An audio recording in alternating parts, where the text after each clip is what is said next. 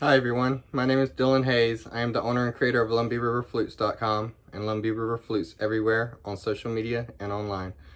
Today I'm teaching everyone how to make a cardinal whistle from scratch out of nothing but a wooden dowel that's about 1/2 inch in diameter and some drill bits. Alright, so I brought you over to my belt grinder, my vice grip, my vice grip, sorry, to show you how I drill a hole into this dowel to make it hollow to a point where the chamber needs to be to play the tune of the cardinal or mockingbird. As you can see, this hole of the dowel, it has a hole drilled straight into the center of it. Now to do that, what I do is I take the outside diameter of this dowel, which is about roughly 1/2 inch, and I drill that outside diameter into a piece of wood like this, and in the center of the outside diameter I drill 3/8, which will be a guide for my other drill bit to follow, so it'll drill straight through, straight into the whistle. So what I do is I get my piece of whistle. It's about 2.5 inches long.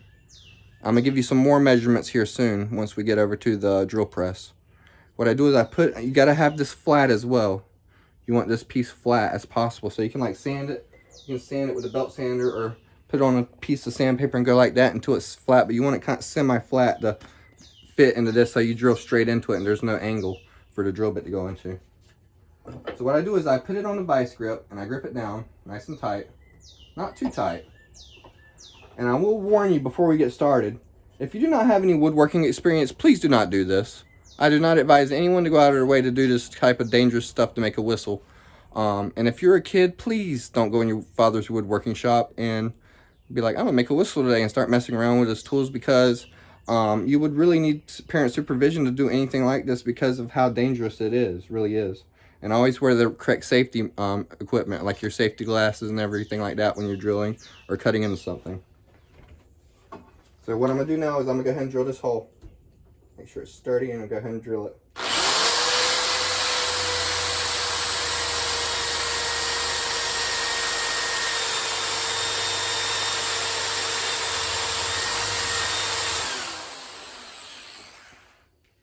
Now I'm gonna go ahead and give you some measurements right now.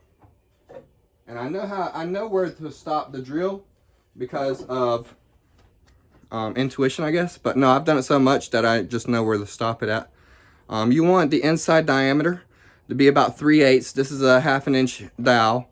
It's about 2.5 inches long.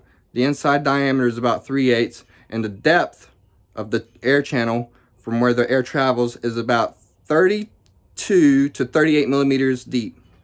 Now right now I'm gonna go ahead and check this with my caliper and see if I didn't mess up or if everything's right. Now this is about 39 millimeters deep, which I can work with. It'll just make a deeper sounding whistle. The shallower the channel, the higher pitch it is, I do believe. So right now I'm gonna go ahead and take this over to my my actual drill press. Now the reason I don't use a drill press is because I find it easier to drill a hole straight through the dowel the way I just did it than to put it under a drill press and drill. So what I'm gonna do now is I'm gonna go ahead and give you the measurements of everything, starting with the sound hole. Now the sound hole is where the air is channeled into a splitting edge to create your sound or the whistle. And from the part where you blow into the whistle to the center of the sound hole is about 18 millimeters long. I'll say that again, it's about 18 millimeters. From the start of where you blow to the sound hole is about the center of the sound hole. That's where you're gonna drill at, 18 millimeters. Now if you get one made and you decide to make a lot of these, then you could get your pattern, which is gonna be my 4-hole whistle that I was gifted, because it uses the same style that I use to make this whistle, the same type of air channel, the same design for a splitting edge as this whistle has, and that's what I use to base this whistle off of. Now this whistle is the same as, well, kind of similar to the one you can find at bluebearflutes.com. I know Charlie's never made a video on how to make these whistles, and if he does, it's probably privated right now because I haven't found it online. But I know Charlie personally, and I could have asked him how to make these, but I decided I wanted to figure it out myself, just to challenge myself. And it was certainly a challenge. It took me quite a while to get it right and perfect it. But never give up, guys. Never give up, and you will get there. I promise. Just never give up. Now, right now, what I'm going to do is, I'm going to go ahead and give you all the measurements again of every single part of this whistle, because I know it's kind of confusing. So it's about 2 inches long, 2.5 inches long, 1/2 inch inside diameter, outside diameter is about 1/2 inch, inside diameter 3/8. The hole for the drill is about 4 millimeters wide inside diameter of the sound hole. It's about 4 millimeters. And before you go ahead and drill a 4 millimeter hole into the dowel, I'm gonna teach you another little woodworking trick. You don't want to do that because it can damage the sound hole once I put it under the belt sander to give it an angle for the splitting edge on it. And I'll show you what I mean by that. So what I do is I get my smaller drill bit, which is about 2 millimeters, 2-3 millimeters. It's like the next size under it. And I go ahead and drill. Now, I advise you do not put your hand this close to a drill bit. And if you're a skilled woodworker, you know what I'm talking about. If you're a beginner woodworker, please learn what you're doing before you decide to do it, because you don't want to hurt yourself. It's really easy to hurt yourself doing stuff like this. Always wear the correct safety precautions. Always wear your glasses when you're drilling, like I am right now. And yeah, the reason why I hold this so close to the drill bit is because I'm used to doing it. And that's because I make so many of these. Well, not really a lot of these. I make quite a few though, that I'm kind of fast paced when I do stuff. So I do it like this to save time. Because I usually have, you saw all the ones cut out over here. All these, I'm going to finish all these after the video. I'm making them for an art store in Pembroke to be on consignment. But yeah, I decided to make this video so I can show anyone who's wondering how I do this.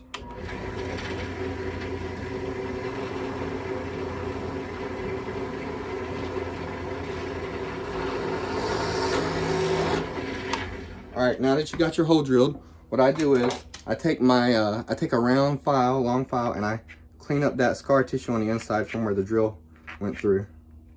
The drill bit went through it.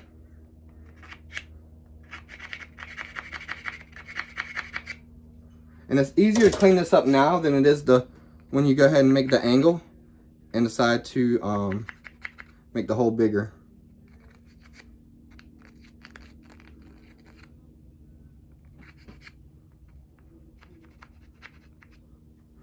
All right, now I'm gonna go ahead and take it over here to the belt sander. We're over at the belt sander again. Pardon the mess in my shop I need to clean up. And what I do is I turn the belt sander on and I put it under the belt sander where it's rounded. So I push it up against that round part at a certain way to where I want this hole in the center of that roundness, or that round angle for that splitting edge of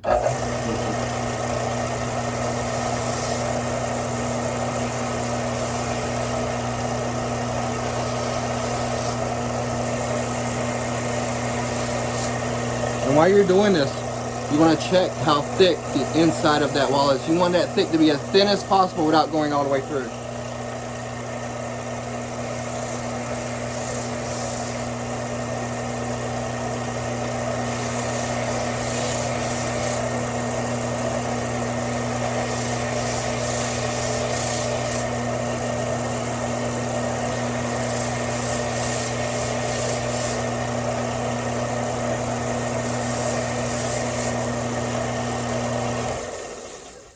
And that's as thin as I want it. So I'm gonna take it back over to the drill press. I'm gonna drill that hole bigger.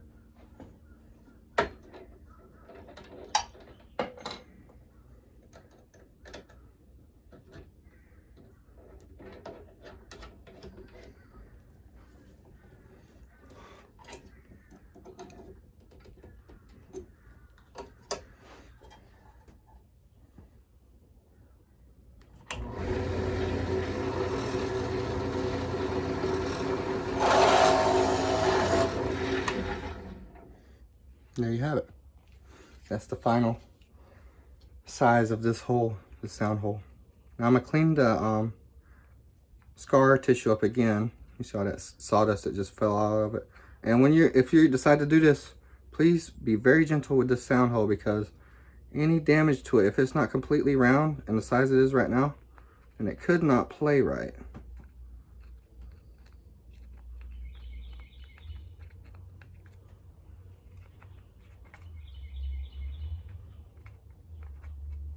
So what I'm doing now is I got a needle nose file that's round, and I am fixing up this sound hole to where the air travels and gets pushed up a ramp that we're going to create and hits this sound hole. It's going to split because the sound hole is so sharp for the air to split and make that beautiful, crisp, clean whistle sound that is going to imitate a cardinal or mockingbird.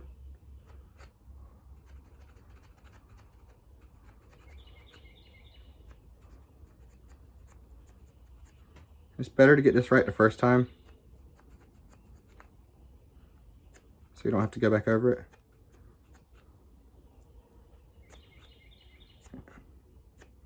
And it doesn't have to be perfect, but the cleaner you get it, the better it's going to sound. All right.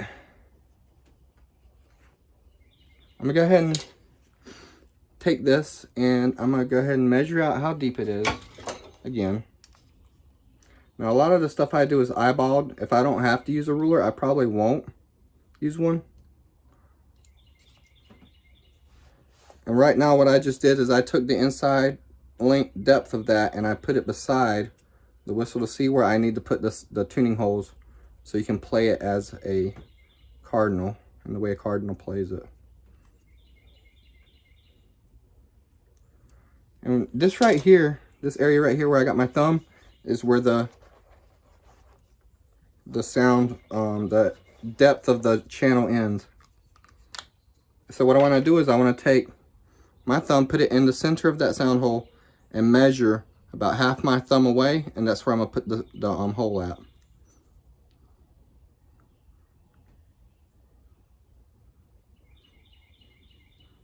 Right there. I'm going to give you the measurements as well.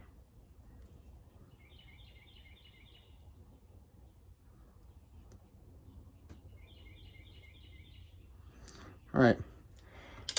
Now the measurement from the start of the whistle to this first hole, the middle of this hole, is about 35 millimeters. Now, depending on how deep you make your chamber, you're going to have to change the placement of these holes, because you want the holes to be inside the travel into the hollow chamber. You don't want it to travel into the wood where there's no air channel. Not yet anyway. We're going to make a hole for that as well to put it onto a necklace. But I'm going to go ahead and drill these holes out. Now these sound holes, you can go ahead and drill them a 1/4 inch in diameter. I'm going to burn them out later to close any open wounds or anything like that on the material. But let's go ahead and drill this out and I'll take it from there.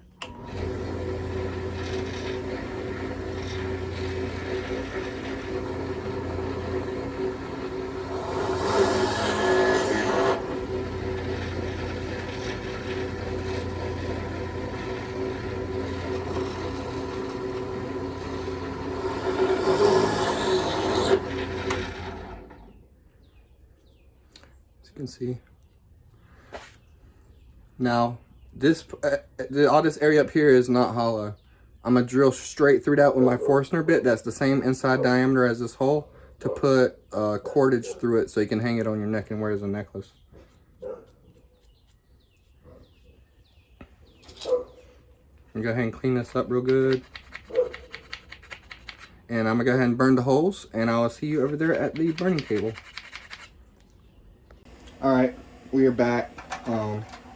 So what we're gonna do now is I got a bunch of pocket hole plugs. Let me get the container so I can tell you what they're called. Now you can make a dowel to put in it. You can get a dowel that's roughly 3/8 in diameter and put it in there and trim it up to a shape that's like this for the air to travel.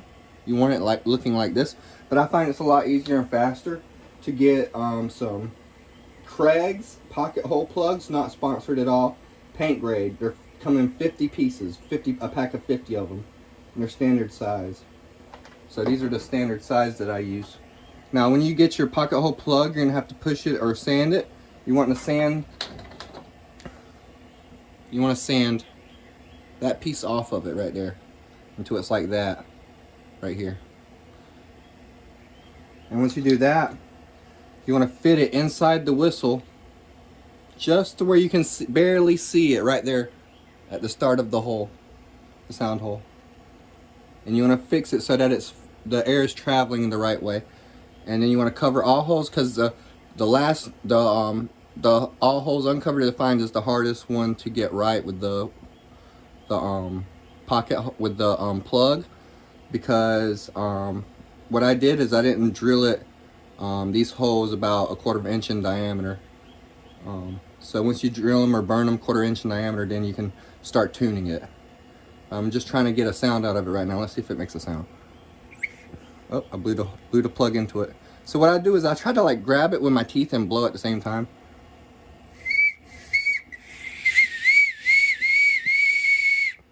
Getting something out of it. Let's see what else I can get out of it, if I can even get the note.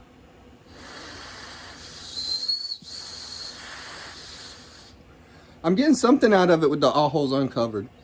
So that's a good sign. See if I can get it again.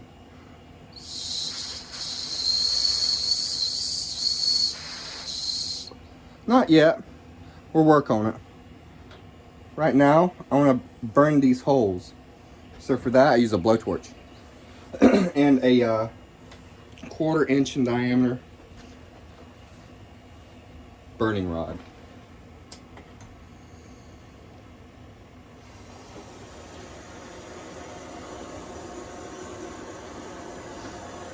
And I'm going to try to do this where I can get it on camera.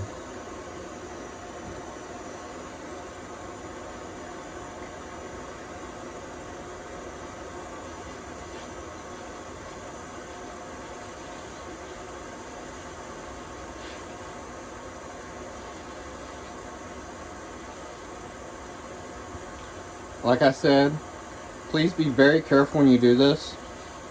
Especially if you're doing what I'm about to do, because my hands are going to be very close to this burning rod. And I do believe when this rod is about, it's iron, so when it's about red hot like I want it, it's probably anywhere from 900 to, I don't know, say 1,000, 2,000 degrees. I have been burnt by it before, only once, and that was when I was tuning a river cane flute. Back then I didn't drill the holes in my river cane flutes. I just burnt a hole straight through them with the red hot iron. And when I went to burn it through the round material, it slipped off the material and went right in my finger, this finger. And I still got the scar there now if you look close enough, where it branded me, basically like a branding iron. It didn't hurt as bad as you think it would though, but I won't never do it again, hopefully not. No. Then push it in through this.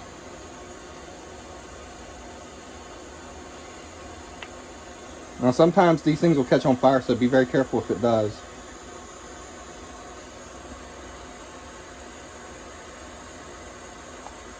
If it does catch on fire, don't freak out and drop it. That's the worst thing you could do. Just keep your fingers away from the fire and hold it until the fire goes out. Usually once you take the iron away from it, the fire will go out. Now that's rarely ever happened to me. Only a few times.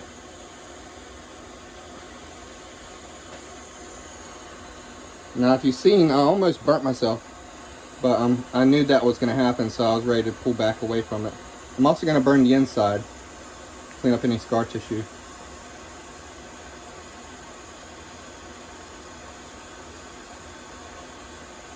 Alright, we're done with our burning rod and blowtorch. Set this burning rod over here to cool down. And we're going to see how good this plays now. Or if it even plays at all.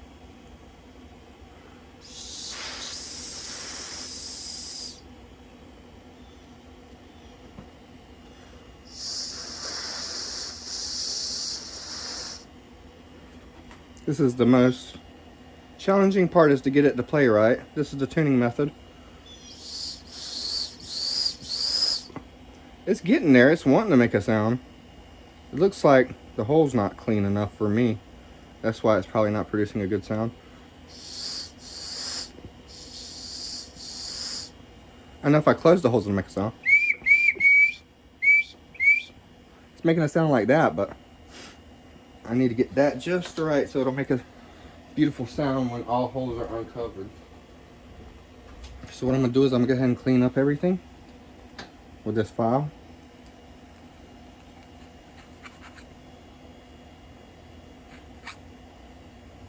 I'm gonna clean up going this way with the file because the channel for the air to travel isn't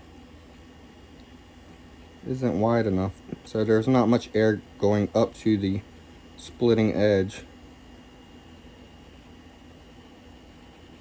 Now, I always take caution when I'm using this type of file because it can really easily hurt you, especially with the motion I'm doing right now. Let's see here, see how it sounds. It's wanting to.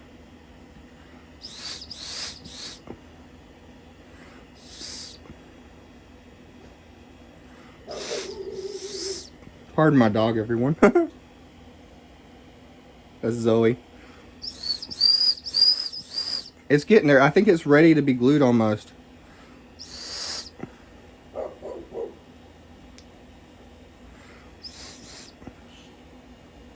And once I glue it,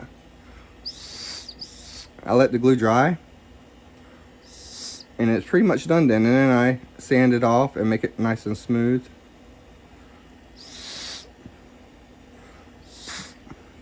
So what I'm gonna do now is I'm gonna take this over to my belt sander and sand it a little bit more.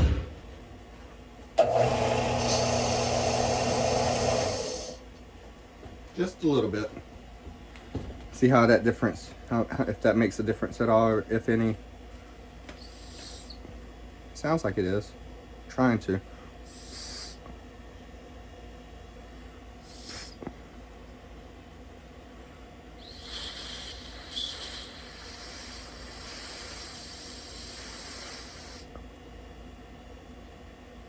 This is the part that gave me the most trouble so far, and it's still giving me trouble apparently today. But never give up, guys.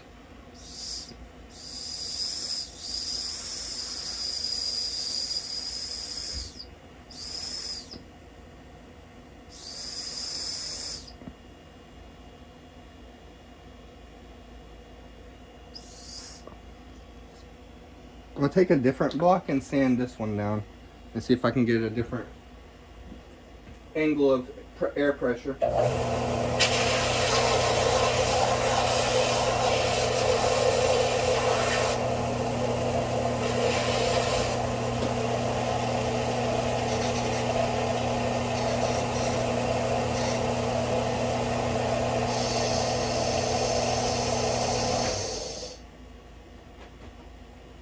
All right, got me a new block here.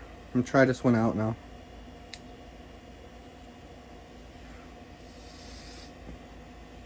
Nothing. Nothing.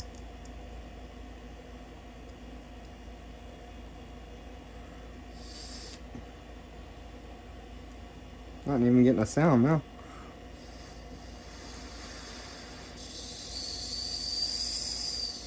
It's starting to get something going right now.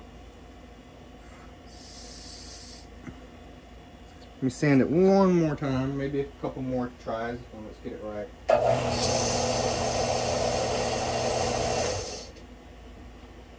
Alright, now let's try it out again, once again.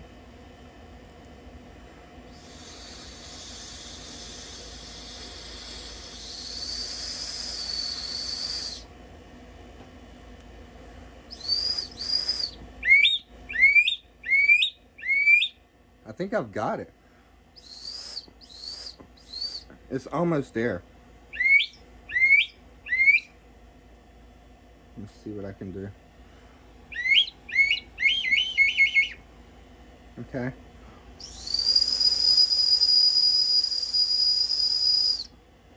Maybe the knife edge isn't sharp enough. Let's try this out a little bit right here.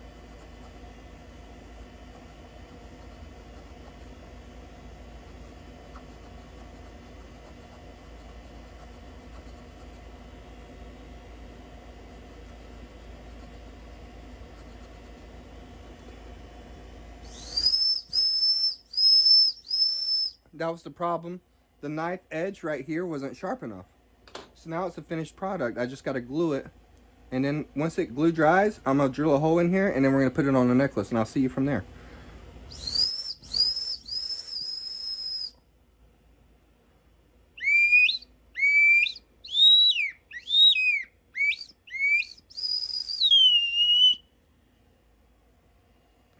Okay, so what I'm doing next is I am gluing the block in. Now, when you work with super glue, of course, please know, if you don't already know, that you do not want to inhale these vapors at all. Like when I open this up and punch through that first hole, I don't breathe it in. Now this is just super glue from, it's cyan acrylic super glue from Harbor Freight. That's what I use for the gluing in of the block, or the air channel block.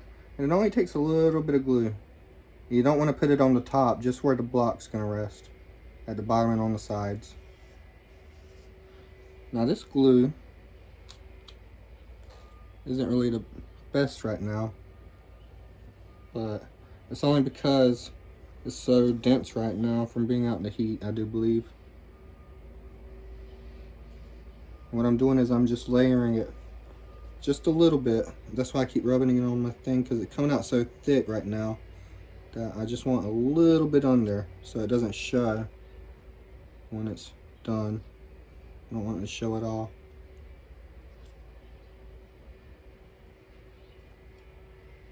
That's why I'm like grabbing it and rubbing it out so it gets everywhere, not where I need it to go. Now you can glue the bottom of the block as well, but I find it's just easier to do this. And you also don't want to like get the super glue on your mouth when you go to try to test it and see if it's actually working. So please be careful with that as well.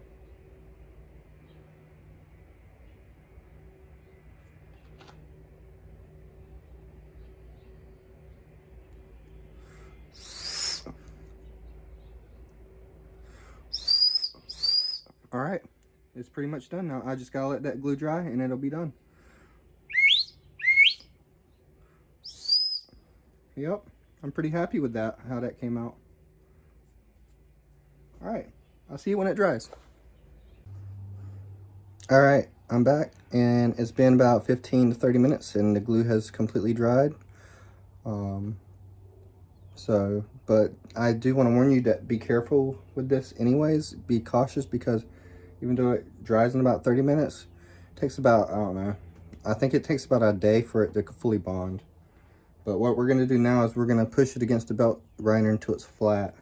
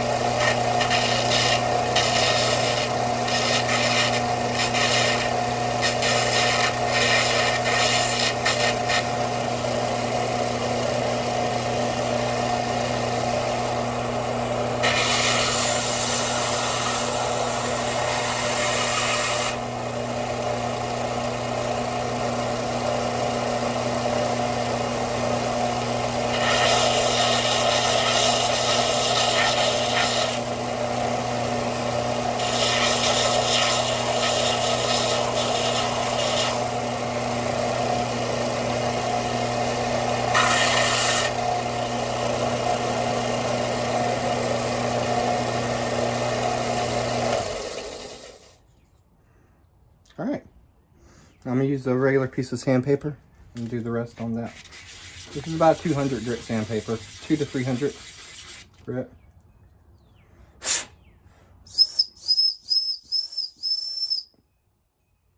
a good sign.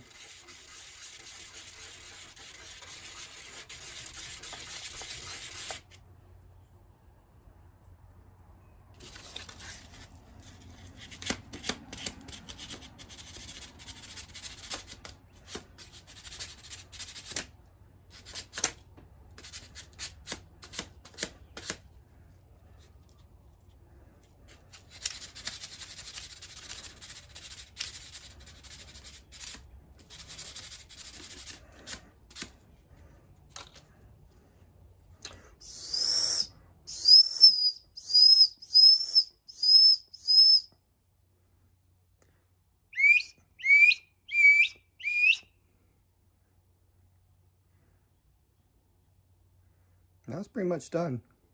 If you want to take it a step further, you can follow me again. We're going to go on another journey and make this into a necklace. So what we're going to do for that, I'll show you right now. I'll take it over here to the drill press again. What we're going to do is we're going to drill a hole straight through that. Using our Forstner bit, yeah.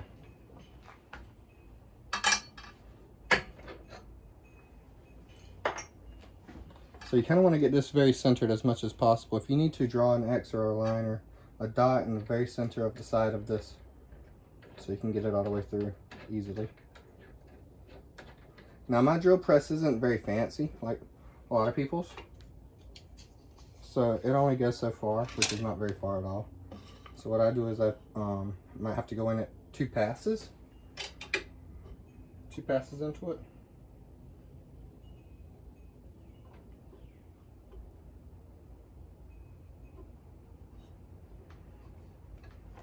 Which means I might have to drill into it one time and then drill into it again at a different depth.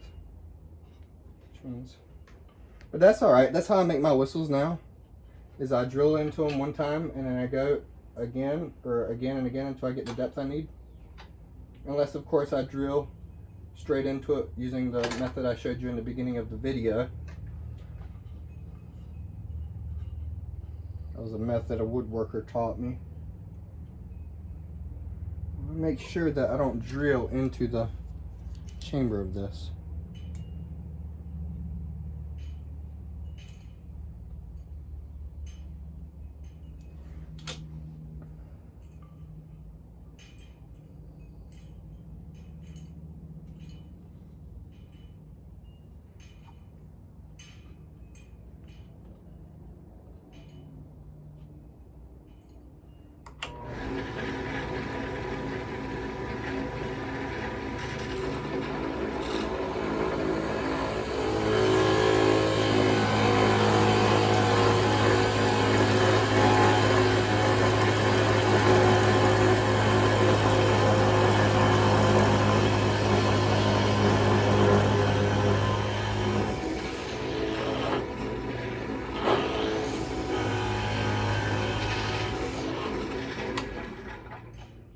It almost went straight through it. I'm gonna have to redo it at a different depth. But as you can see, that's about the size hole you want. So to get it, if your drill press is like mine and you need to get it at a different depth, I just place it like that and push this up to it. But this is very dangerous because it can cause the drill to take it from your hands. That's why you gotta hold it really, really tight.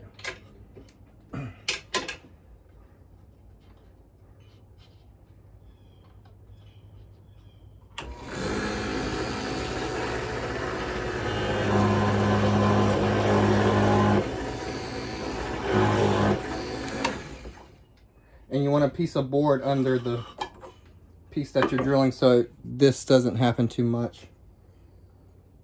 That's another woodworking tip. I'm gonna clean this area up with some sandpaper.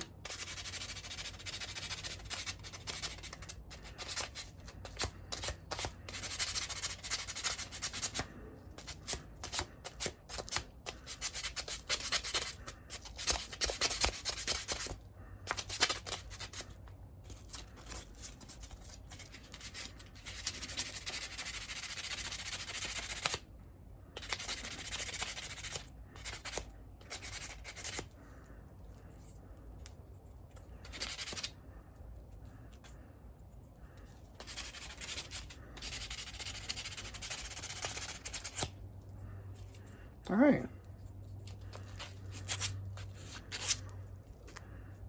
There you have it. Now it's ready for a necklace.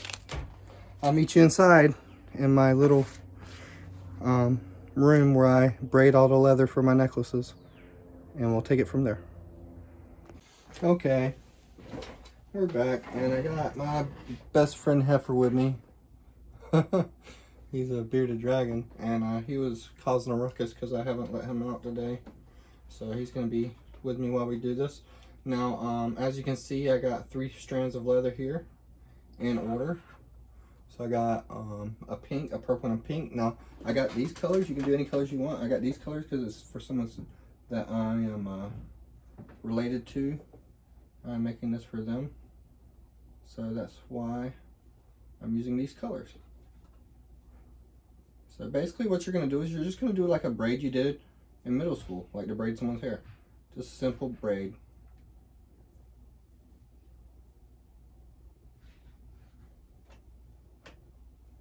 And it doesn't have to be perfect. I think I've already messed it up, but that's fine. It doesn't have to be perfect. Usually when I do these for someone that I'm selling to, or as a gift, I try to take my time with it.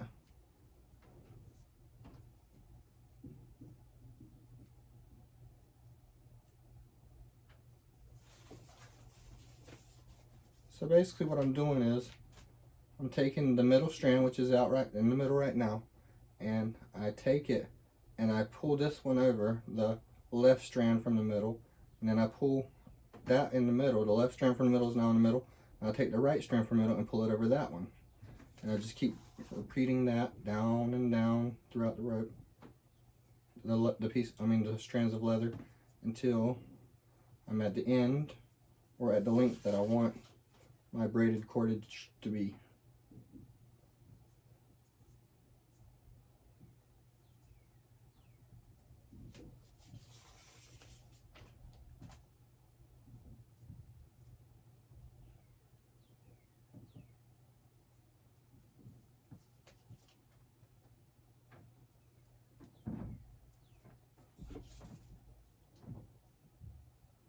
Now this can be time consuming. It depends on how long you want it and how tight you want the braids.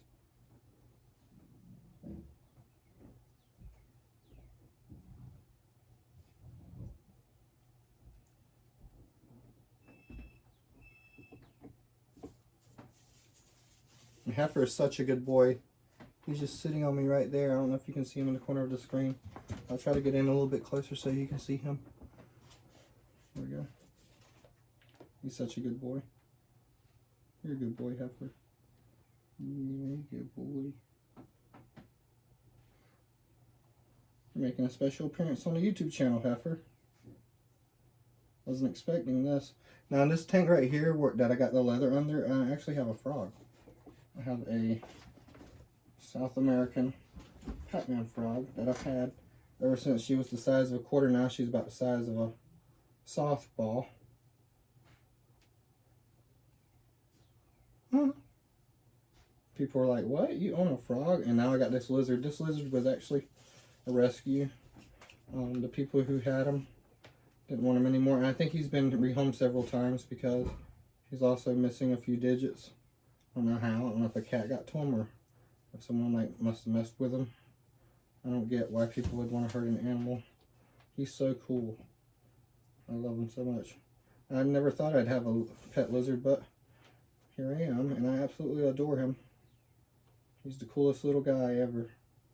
He's basically like owning a sorry about all the lizard talk, guys. Oh, Heifer, you gotta chill out, bud. He wants to explore. I think he thinks these are worms because he'll watch me as I'm doing this. Like, he will definitely watch me.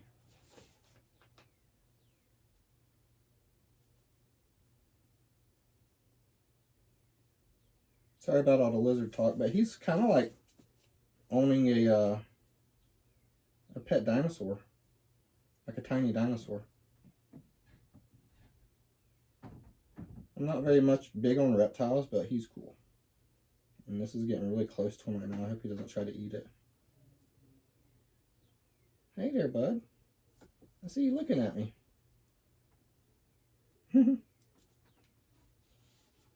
My cord is just getting tangled up because I'm not pulling it all the way down as much as I should. Bud, you can't eat that. He's trying to eat it so bad. He wants it so bad. You've already ate a lot today, bud. You're getting fat.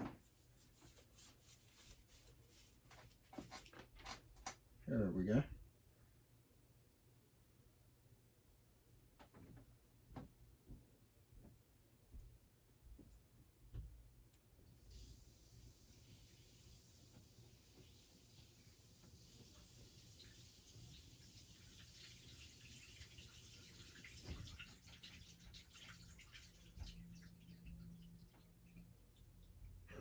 Hey, bud.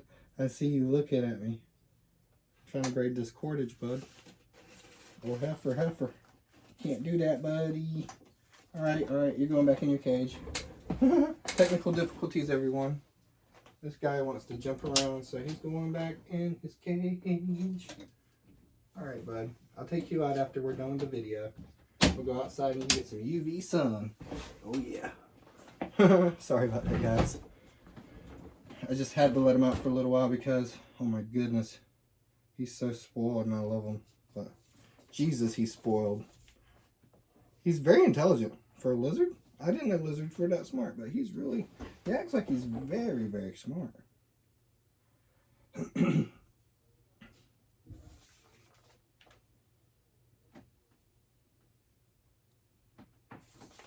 So when prevent it from tangling, basically what you do is you pull it like this every time you braid.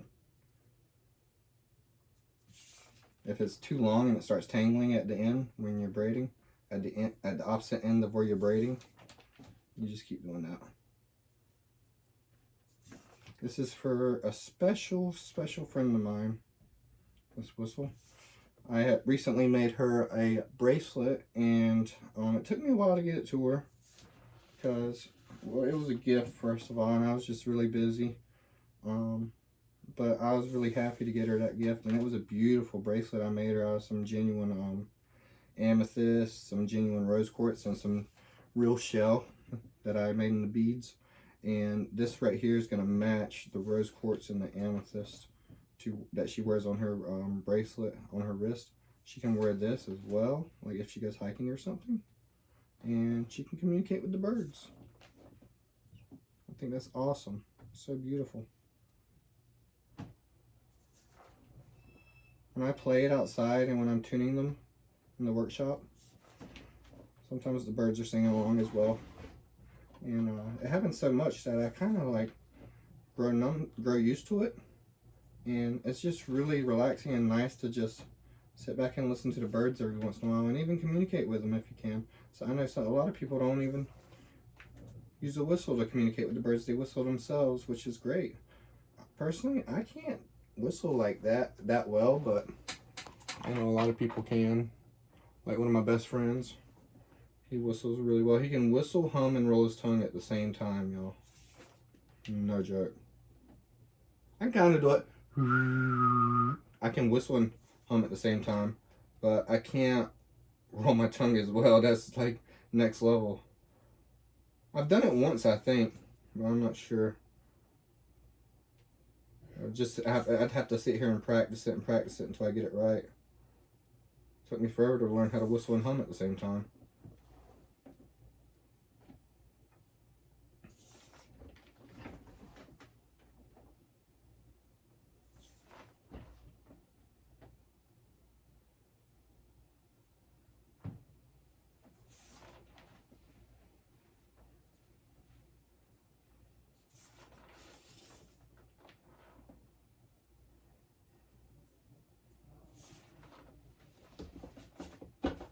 And the arm of this chair is definitely not helping it stay from untangled. Keep moving back to let y'all see what's going on.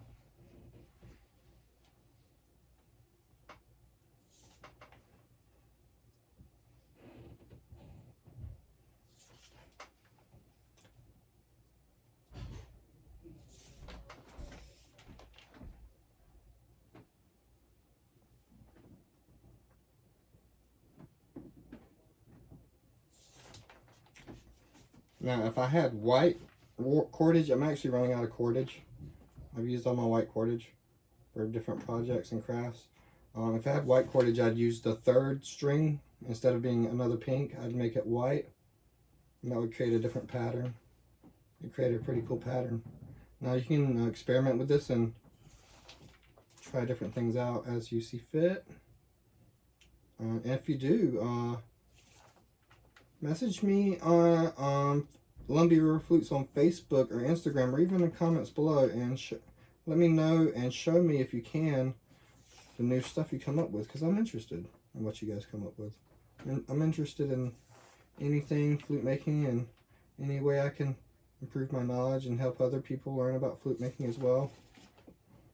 I'm down to learn or to teach, whichever people need me to do. I learn so much every day still about flute making. I've only been doing it for about 3 years now. I'm still learning a lot sometimes in one day about flute making and whistle making. But flute and whistle making is not the only thing I really do. It's just the main thing I do. My main hobby, passion, craft, art, business, whatever you want to call it. If I could, and if I could, I would. If I could, I would give away every flute I've ever made. But I can't afford to do that because, for one, wood is expensive. And two, I can't survive by giving everything away, sadly. But I've gave quite a few mini birthday gifts and ceremonial gifts as flutes as gift for that. Mainly to family members. I feel like this is going to take the most time out of anything that we do here today, guys. Now, I did record this video all in one day. And this is the only place it's going to be uploaded to is this YouTube channel. I was looking around before I made this video on how to make the whistle itself. And I found that there are no videos on it. Especially not the way that I just showed in this video. But I do know how to make it because I was watching Blue Bear Flute's video on demonstrating his cardinal whistle, and I was measuring his cardinal whistle by looking at his thumb placement on the whistle and the size of his thumb compared to the distance of the holes and whatnot. And I used my thumb to measure it as well because I know our thumbs are probably roughly the same degree. I know my thumbs are a little bit smaller than his for sure, but that's how I got the design, was looking at his video on demonstrating it. And what gave me the most trouble, as I mentioned earlier, was the fact that it wasn't playing the note with all holes uncovered, which is the hardest part for me to hit. It plays all holes covered just fine. It's just a note with all holes uncovered that gave me trouble. And I've went through several different versions of making that whistle so far, and by far this is the hardest one and the most rewarding one as well. Now usually it doesn't take me this long to make them, but I'm just trying to take my time and show every detail so you guys can see how exactly they are made if you want to make them yourself. If you are a skilled woodworker, that is, or have some level of skill to where you won't hurt yourself with a drill or a knife or a burning tool if you decide to use a burning tool. But we're getting pretty close to the end of the video here, guys. This cord is almost completely braided. It's a little over halfway done.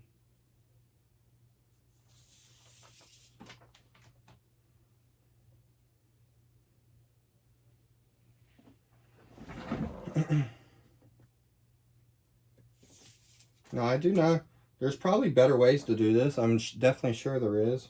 This is just my way of doing it. I do things my way, as most people do.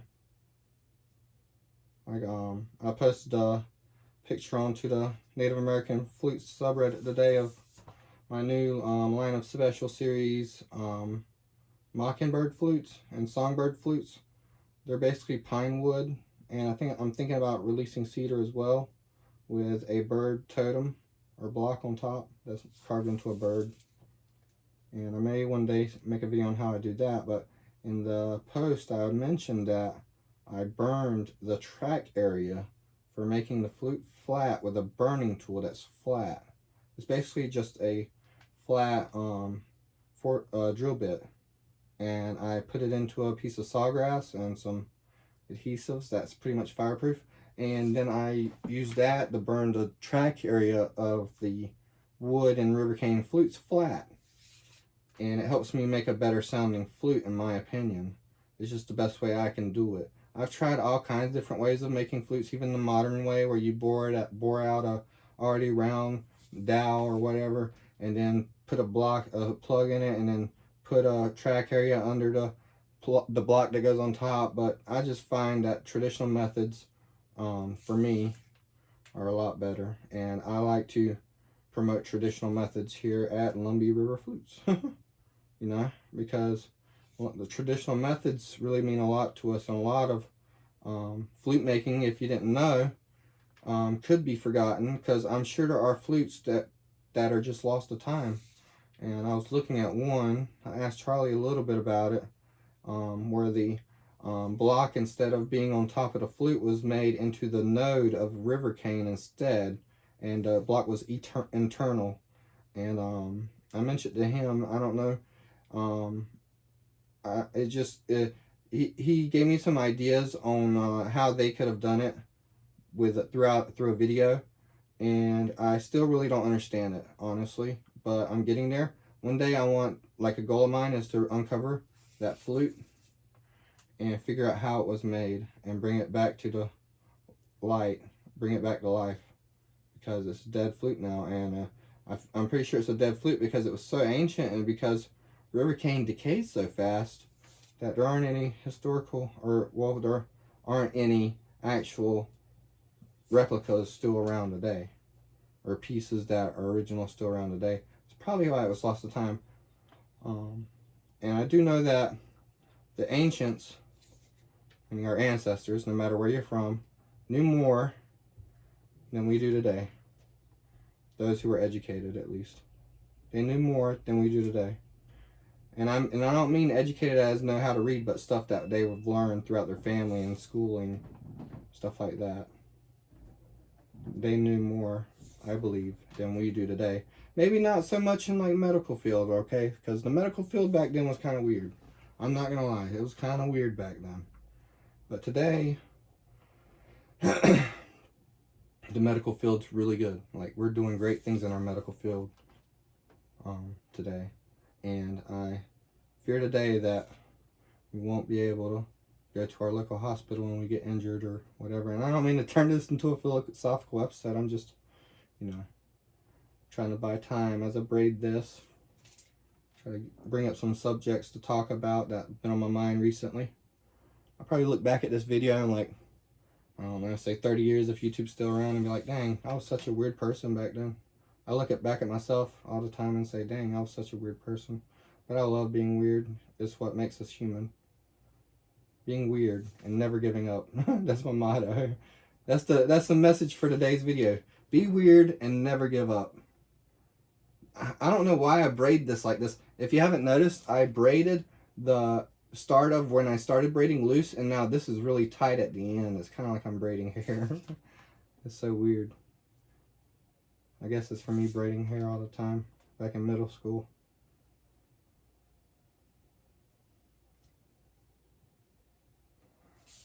But we're getting close to being done here. And it took about a little over 15 minutes, if not 15 minutes, for me to do all this. I mean, to braid this alone. It took about 15 minutes, 10 to 15 minutes. Because of the length I'm braiding such a long length.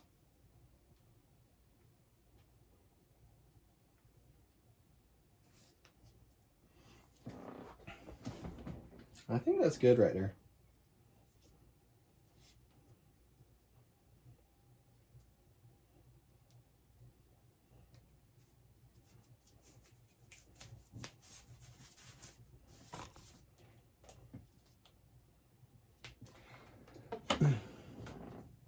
Now to finish off the braid, you just tie it in a simple knot.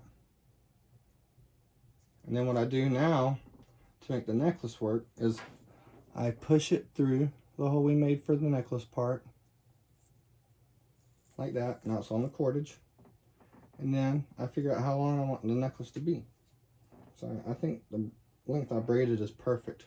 So what I'm going to do now is I'm going to do a simple knot that I do with all my leather necklaces. And to do that, I'm going to bring you down a little bit and readjust the camera. To do that, you start with your leather. Let me cut this to make it easier for you to see actually. I'm going to save this leather for later. It's still good. I'll put it there for now.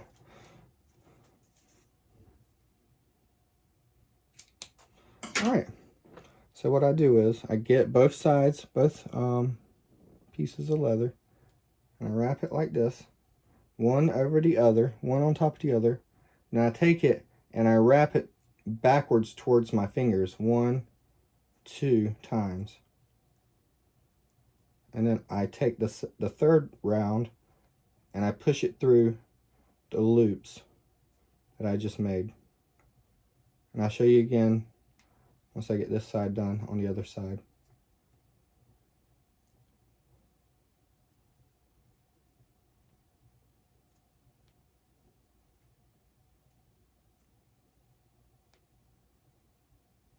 There we go. Got it.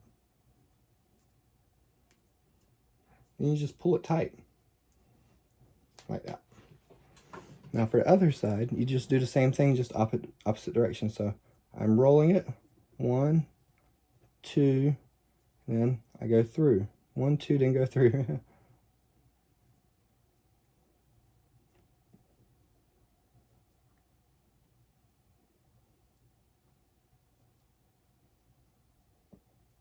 Just like that, and then pull it tight. Now this knot is actually adjustable, but there you have it. Finished mockingbird whistle necklace. Now what I like to do after I finish this part is I cut and then burn. Cut.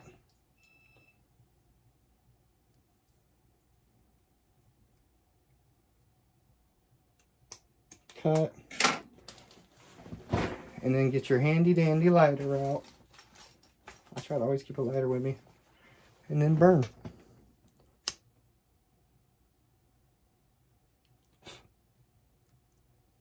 Perfect. Why do I burn? Because it looks cool. Alright. Alright, guys. Sorry about the camera angle. Alright. We have done it. It is made. Our cardinal whistle necklace. Let me know what you think in the comments below. And if you enjoyed this tutorial. Thank you and stay blessed.